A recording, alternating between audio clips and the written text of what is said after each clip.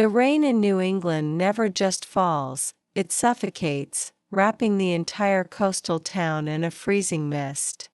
I sat on the cold concrete floor of my late mother's abandoned storage unit. The air smelled of damp cardboard and secrets long buried. My fingers trembled violently as I lifted the cover of a brittle, yellowed leather diary hidden in an old wooden trunk. The ink on the final page was faded, but the cursive words cut through me. A young architecture student named Thomas has been following me. He needs to get close to my daughter Elena. My entire life, my successful banking career, my 5-year marriage, even my adoption of Lily, wasn't a beautiful twist of fate. It was a cold blueprint drafted by a monster 15 years ago. I walked slowly toward the cracked glass window of the unit, my breath fogging up the pain as I stared out into the gray, unforgiving morning. Outside, the rain washed over the jagged gravel driveway, mirroring the slow, quiet shattering of my entire reality. The man sleeping in my bed was a calculated executioner. The next morning, I refused to stay blind. I drove through the storm to the imposing brick archives of the New England Historic Society, determined to trace the shadow of the past. The archive room was silent as a crypt. I requested the original municipal construction blueprints of my family's old estate, the grand house that had mysteriously burned down a decade ago. As I unrolled the large, dusty technical drawing across the table, my heart stopped. Stamped in faded blue ink on the corner was the emblem of a boutique firm, Vanguard Drafting Associates. I grabbed a magnifying glass from the table, my vision blurring with tears as I forced myself to read the fine print of the electrical layouts. There it was, written in sharp, unmistakable drafting print, lead designer and inspector, Thomas Vance. The date of approval was exactly 3 days before the fire that killed my mother. He didn't just happen to comfort me after the tragedy in Boston. He had designed the very house that became my mother's fiery coffin, planning his entrance into my life over a decade ago. An hour later, I was back at the bank where I worked as a senior executive, locking myself inside the cold, steel-lined walls of the private, high-security asset vault room. If Thomas was an architect of lies, he needed money to fund them. I logged into our private terminal, initiating a deep, unlogged audit of the premium real estate accounts he opened. My eyes scanned the lines of code and transaction histories. The monitor glowed against my pale skin, revealing an intricate maze of offshore shell corporations based in Delaware. The financial data on the screen grid spun before my eyes. Millions of dollars were systematically moved under the guise of custom luxury estate developments. I realized the terrifying depth of the trap. Thomas didn't just want a wife. He specifically needed my premium executive bank clearance to launder his dark family funds. The cold, fluorescent white lights of the vault hummed loudly, leaving me completely isolated with the realization that I was his perfect, legal accomplice. I spent the rest of the afternoon hiding at my desk, secretly pulling up the live GPS satellite tracking system attached to our family SUV. The tracking log didn't show his vehicle at any architectural build site. Instead, his car was parked outside a secluded, high-security luxury estate owned by his aristocratic family. High-end surveillance cameras blinked with small red lights on the stone pillars of that estate, guarding secrets that were meant to stay hidden from me forever. As night fell, I drove back to our colonial mansion under the weeping willows, parking 2 blocks away to ensure my car wouldn't be seen from the driveway windows. I wrapped my dark trench coat tightly around myself, slipping silently through the shadows of the backyard toward the hidden side servants' entrance. The heavy wooden door clicked open without a sound. Stepping inside, the vast interior of my own home felt entirely cold, like a hollow, dark tomb. I took off my shoes, stepping onto the thick carpeted grand staircase, creeping upward toward Thomas's private second-floor drafting studio. Low, urgent voices drifted out through the cracks of the studio door. I stopped in my tracks, freezing against the cold wallpapered wall. I leaned in close, pressing my ear firmly against the cold mahogany wood of the door, barely breathing as the voices inside became clear. Inside the studio, Thomas's aristocratic mother, Madeline, was pacing back and forth nervously, her usual expensive jewelry clinking with her rapid movements. "Elena is digging directly into the Vanguard drafting archive files, Thomas," Madeline whispered fiercely, her voice cracking with pure aristocratic panic. "If she uncovers the real reason why that house fire happened 10 years ago, the police will open a federal investigation and we both go to prison." Thomas stood perfectly still by the window, pouring a neat glass of expensive dark whiskey, his expression chillingly detached and unbothered. "She won't find a single thing, Mother," Thomas replied with a low, calm growl. "I control the local networks and the digital archives. She only sees what I allow. Just make sure the clinic doctor stays completely quiet about Rebecca's child. I will handle Elena. I've been managing her life since the beginning." Out in the dark hallway, my heart hammered so hard against my ribs I thought it would burst. The world completely shattered around me. Sudden heavy footsteps inside the room moved toward the exit. I turned around instantly, fleeing down the dark corridor on my tiptoes. I burst out of the side servant's door, running blindly back into the freezing New England rain, leaving the mansion behind as the storm began to peak. I threw myself into the driver's seat of my car, my hands shaking so violently I could barely insert the ignition key as rain hammered the roof. Suddenly, the dark silence of the car was shattered.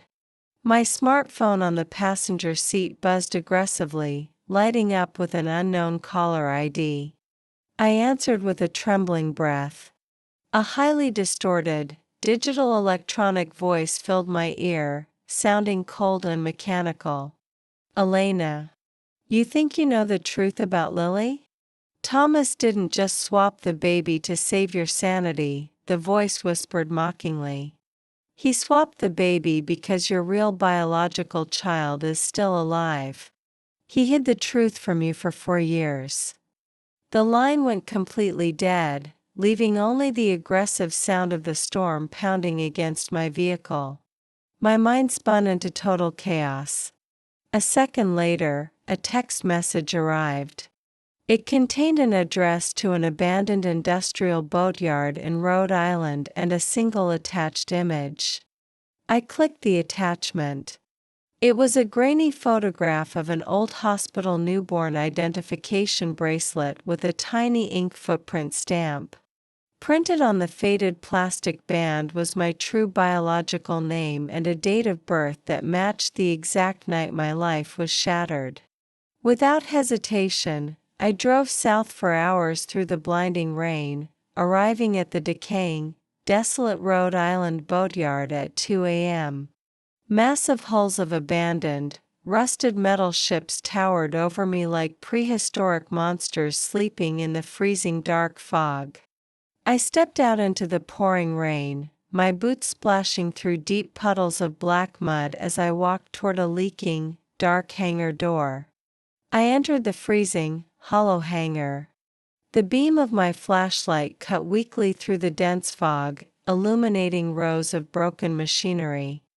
A slow, deliberate shadow stepped out from behind a rusted boat engine. I gasped as the light revealed his face. It wasn't the anonymous blackmailer I expected. It was Detective Robert, the private investigator I had paid to help me uncover the truth. Robert smiled coldly, holding a heavy stack of unredacted police and medical logs from 10 years ago in his leather glove. "Thomas didn't hire me to help you, Elena," Robert said, his voice echoing chillingly inside the empty, metallic hangar. "He paid me to lead you exactly where he wanted you. You see, your mother discovered his financial laundering 10 years ago, so he had to burn the house." My eyes widened as Robert slowly raised a dark, heavy firearm, leveling it directly at my chest with calm precision. "Thomas is an architect who leaves no loose ends," Robert whispered. "And unfortunately, you inherited your mother's dangerous curiosity." I closed my eyes, bracing for the worst, realizing my entire life had been an illusion constructed by the man I loved. Before Robert could pull the trigger, blinding beams of white light violently crashed through the rotten wooden doors of the hangar. A luxury SUV roared inside, screeching to a halt in the mud. The driver's door flew open immediately. Thomas stepped out into the pouring rain, his dark hair completely soaked, his eyes burning with an intense, obsessive fury I had never seen before. "Get away from my wife, Robert," Thomas growled, his voice echoing like thunder as he lunged forward into the dark. A brutal, chaotic battle ensued in the mud and shattered wood. Thomas fought not like a refined architect, but like a desperate, wild animal. I watched from the corner in utter disbelief as the two men tore through the old hangar, shattering wooden crates and metal tools. Grabbed a heavy iron pipe from the ground, Thomas struck Robert down with a terrifying force, subduing him completely onto the wet concrete. Thomas turned back to face me, breathing heavily, dark red blood dripping slowly from his sharp jawline. He fell directly to his knees in front of me in the mud, his hands shaking as he looked up with a desperate, obsessive expression. "Elena, listen to me," Thomas choked out, tears mixing with the blood on his pale face. "I burned the house. I laundered the fortunes. I did it all. But the baby swap? I did it because I fell in love with you 15 years ago. I couldn't let your grief destroy us. I literally destroyed your entire world 10 years ago, Elena, just so I could be the only person qualified to rebuild it for you." 3 months have passed since that terrifying night in Rhode Island, and the storm has finally cleared from the New England coast. Detective Robert is behind federal bars, and the money laundering was blamed entirely on him and Madeline, thanks to Thomas's manipulation. We still live together in our grand, beautiful colonial mansion under the weeping willows, and Lily still plays happily in the sunlit backyard. Every single night, Thomas cooks a beautiful gourmet dinner, kisses my cheek warmly, and whispers exactly how much he adores me. I sit across from him at the grand dining table, looking around at the stunning, expensive walls of this beautiful, perfect prison he constructed. I possess the career, the immense wealth, and the son I adore more than life itself. But every time I look into his eyes, I know the absolute truth. I am legally bound to the mastermind of my life's greatest tragedies. And the scariest part? I can never afford to leave. I stood paralyzed in the center of the muddy boatyard hangar, the horror of Thomas's confession freezing the blood in my veins. Thomas reached out toward me, his fingers trembling, coated in cold rainwater and dark red blood from his violent struggle with Robert. Rain continued to leak aggressively through the shattered, decaying roof of the hangar, casting long, erratic shadows across our broken figures. Sudden, aggressive red and blue flashing lights shattered the darkness outside the boatyard, reflecting intensely across the wet pavement. A dozen tactical police officers rushed through the splintered hangar entrance, their powerful flashlights cutting blinding white beams through the fog. Detective Robert was roughly forced onto his knees and securely handcuffed, looking back at us with a bitter, venomous scowl. Wrapped tightly in a gray emergency blanket, Thomas spoke to the police captain with absolute composure, effortlessly constructing a narrative of heroism. I sat completely silent inside the back of a warm police cruiser, staring blankly out the wet glass window as the emergency lights painted the night. On the floorboard of the cruiser, the thick manila envelope containing the stolen medical records lay safely, a ticking time bomb of dark secrets. We returned to our New England colonial mansion just as a bleak, gray dawn began to break over the quiet, wealthy suburban neighborhood. I immediately locked myself inside the isolated guest bedroom on the third floor, leaning my heavy weight against the cold wood, refusing to let Thomas near me. I walked to the nightstand and picked up a framed portrait of Lily, weeping silently in the shadows. If my real biological child was truly alive, I had to find them. The following morning, I arrived early at my corporate bank office. I locked the door, sat at my desk, and initiated a highly classified audit. I bypassed the banking firewalls to access the encrypted, private offshore trust registries connected directly to the hospital clinic Thomas's family owned. After an hour of frantic searching, a hidden payroll account surfaced, pointing directly to the crooked doctor from my past delivery room, Dr. Arthur Harrison. The database log indicated that Dr. Harrison had abruptly retired 4 years ago, relocating to an incredibly isolated, wealthy coastal estate in Rockport, Maine. I packed a small overnight leather bag inside my office, my heart hammering as I lied to my assistant, telling her I was leaving for an urgent client conference. My dark luxury SUV sped down the empty, heavily fog-shrouded coastal highway, crossing the state line into the cold, desolate landscapes of northern New England. I finally arrived at Dr. Harrison's beachfront home. It was a grand but bleak structure made of weathered gray wood, surrounded by dead grass. I walked up the rotten wooden porch steps under the dark, heavy sky, knocking violently on the heavy main door, demanding a confrontation with the past. The door slowly creaked open to reveal an elderly, frail man with deep lines of guilt carved into his face. Dr. Harrison stared at me in terror. Inside his dimly lit, dust-covered living room, Dr. Harrison collapsed into a leather armchair, burying his wrinkled face in his hands as he began to weep bitterly. I leaned forward aggressively across the coffee table, my voice sharp as glass as I demanded to know what truly happened to my baby 4 years ago. Dr. Harrison pulled an old, heavily sealed medical folder from a hidden compartment in his desk, his hands shaking as he prepared to destroy Thomas's narrative. "Your baby didn't die of a stillbirth, Elena," he whispered hoarsely. "She was born perfectly healthy. But Thomas and Madeline forced me to hide her away to secure a multi-million-dollar trust fund." I stared at the document, my vision blurring completely as tears of pure, overwhelming agony and newfound hope streamed down my pale cheeks. My true daughter was alive. I grabbed the adoption file, rushed out of the beach house, and ran back to my SUV just as a heavy, blinding winter snowstorm began to descend.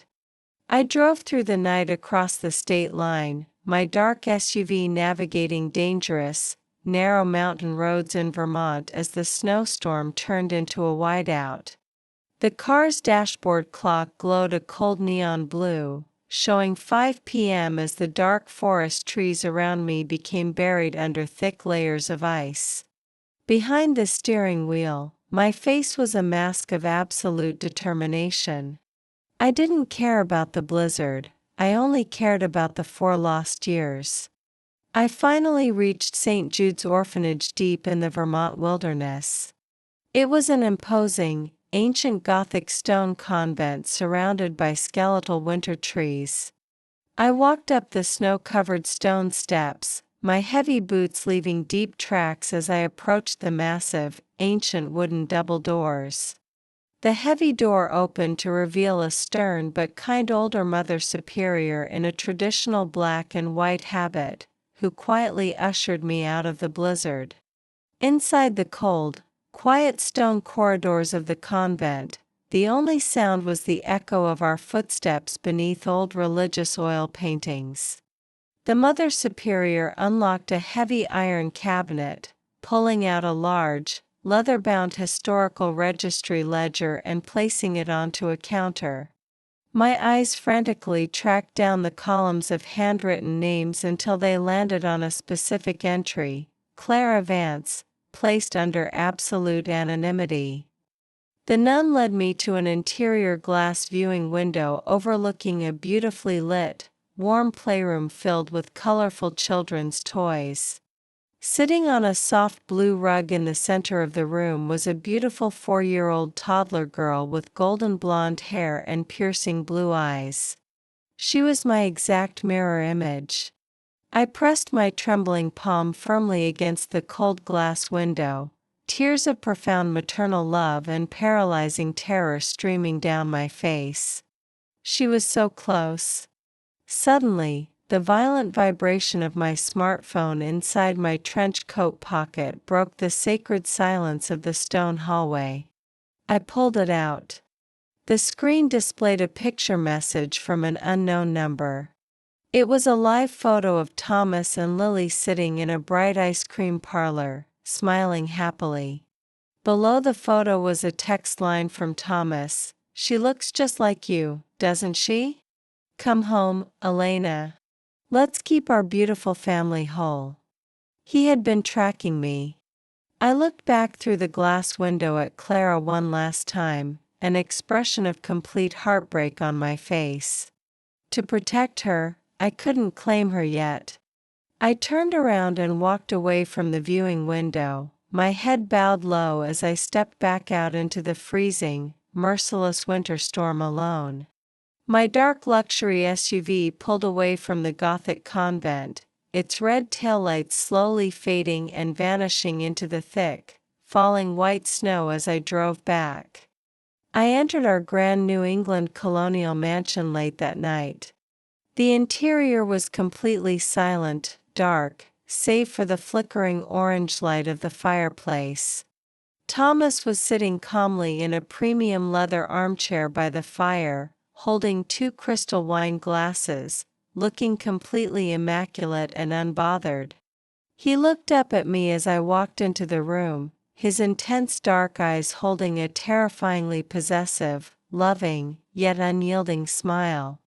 Thomas stood up slowly, walked over to me, and gently draped a soft, expensive cream cashmere shawl over my freezing, wet shoulders. I stood completely frozen like a marble statue, staring blankly into the dancing flames of the fireplace, my soul completely numb. He leaned down, his sharp jawline brushing against my ear as he whispered, "As long as you remain my perfect wife, Clara will always be safe. We have a perfect life." Suddenly, the shadow of his mother, Madeline, stepped out from the dark corners of the adjacent formal dining room, holding a sleek leather document folder. She placed a legal document titled Asset Management and Proxy Release onto the marble table, demanding my signature to lock my bank clearance forever. Under their unified, intense gaze, my trembling hand picked up the heavy pen, forcing me to sign my own legal imprisonment into their financial empire. 3 months have passed. A high-end local luxury lifestyle magazine sits on our coffee table, featuring a beautiful cover photo of Elena, Thomas, and Lily. Bright camera flashbulbs exploded continuously across a grand ballroom during an elite high society charity gala event that we hosted. I stood gracefully beside Thomas in an expensive emerald evening gown, smiling perfectly and flawlessly for the press cameras, playing my role. Late that night, inside the absolute silence of our dark master bedroom, I sat alone in front of my luxury wooden vanity mirror, taking off my jewelry. With a cold, steady hand, I opened the clasp of my expensive pearl necklace, secretly hiding a tiny, state-of-the-art digital recording microchip inside. I looked directly into my own reflection in the mirror, my eyes dead, cold, but burning with a newly ignited, vengeful spark. The architect built my prison, but I was going to tear it down. Fades to black.